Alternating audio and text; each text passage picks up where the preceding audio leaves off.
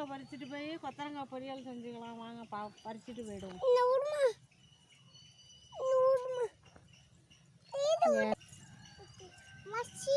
ஏன்டா இந்த பறிப்போம். இது பறிச்சுட்டு போயிட்டு கொத்தரங்காய் பொரியல் பண்ணிடுவோமா?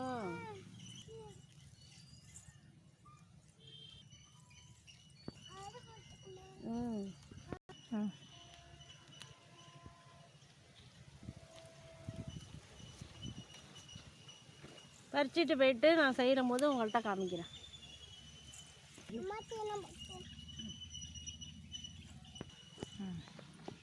மழை பெஞ்சதுக்கப்புறம் கொல்லையை பாருங்கள் எப்படி பசுமை எப்படி இருக்குது பார்த்தீங்களா? கொல்லையெல்லாம் ஒரே பச்சை பச்சேன்னு தளதளன்னு இருக்குது பாருங்கள். கீரை தண்டு வெண்டிக்காய் எல்லாமே நல்லா தளதளன்னு இருக்குது மழைக்கு அப்புறம்.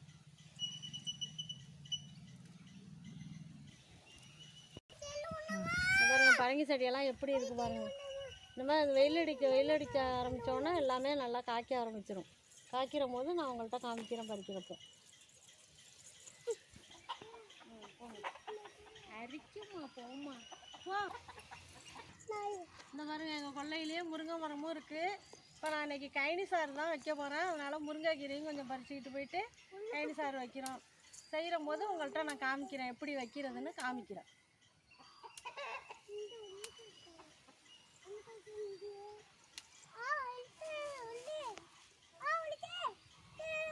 சாணி இந்த பாருங்க முருங்கைக்கீரை பறிச்சுட்டான் போய் உருவி கைனி சாறு வைக்க வேண்டியதான். வைக்கிற போது எப்படி வைக்கணும்னு நான் உங்கள்கிட்ட காமிக்கிறேன். சின்ன முடியாக ஒரு முடி தேங்காய் திருவி வச்சுருக்கேன் கைனி சாருக்கு.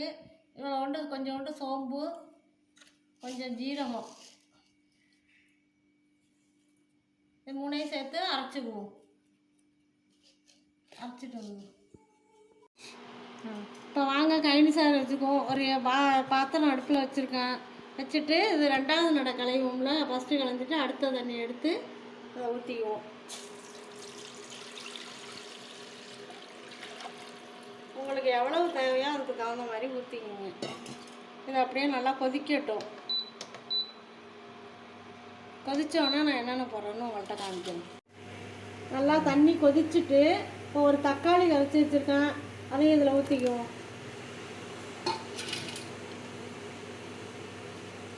பாருங்க 4-5 மிளகா எடுத்து வச்சுருக்கேன் பட்டை மிளகா. அது சும்மா அப்படியே 2 புட்டு போட்டுக்கலாம். அதில்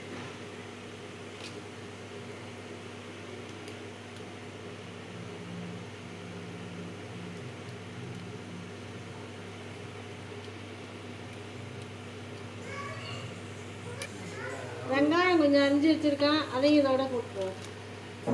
தாளிப்பெல்லாம் கிடையாது, இப்படி தான் போடணும்.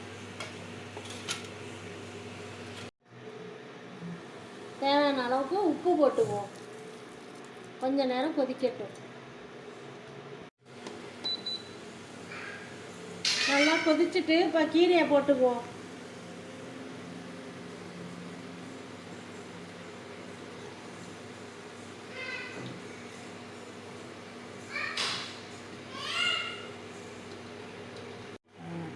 கீரை போட்டு கொதிச்சுட்டு இது ரொம்ப நேரம் வேவெல்லாம் வேணாம். அந்த அரைச்சி வச்சுருக்க தேங்காயும் அதோட ஊற்றிக்கலாம்.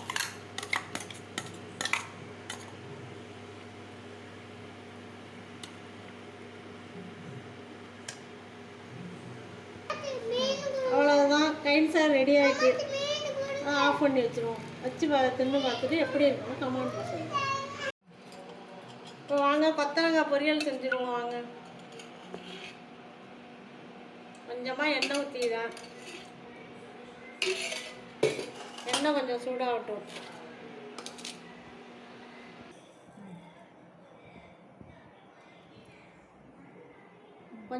கொஞ்சோண்டு கடுகு கொஞ்சம் உளுத்தம் பருப்பு.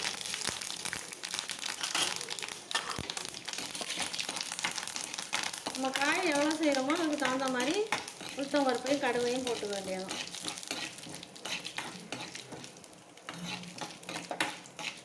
தாளிச்சிட்டு அந்த காயை வேக வச்சு உப்பு போட்டு வேக வச்சு வச்சுருக்கேன். அதையும் இதோட சேர்த்துவேன்.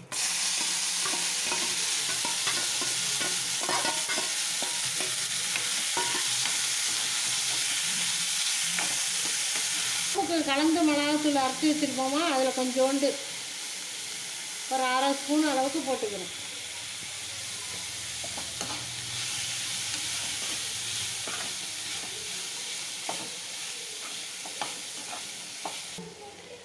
கொண்டு மஞ்சத்தூள்,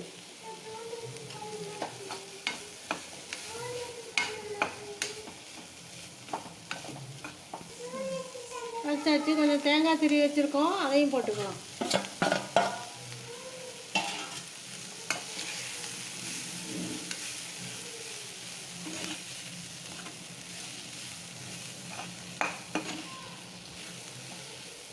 அவ்வளோதான், கொத்தவரங்காய் பொரியல் ரெடி ஆகிட்டு. நீங்களும் இது மாதிரி செஞ்சு பாருங்கள். அவ்வளோதான், கைனி சாரும் கொத்தவரங்காய் பொரியலும் மத்தியானம் சாப்பாட்டுக்கு ரெடி ஆகிட்டு. நீங்களே இது மாதிரி செஞ்சு பாருங்கள். சாப்பாடு எப்படி இருந்தது கமெண்ட்டில் சொல்லுங்கள். இந்த வீடியோ பிடிச்சிருந்தா ஒரு லைக் போடுங்க, சப்ஸ்கிரைப் பண்ணுங்கள். பாய்.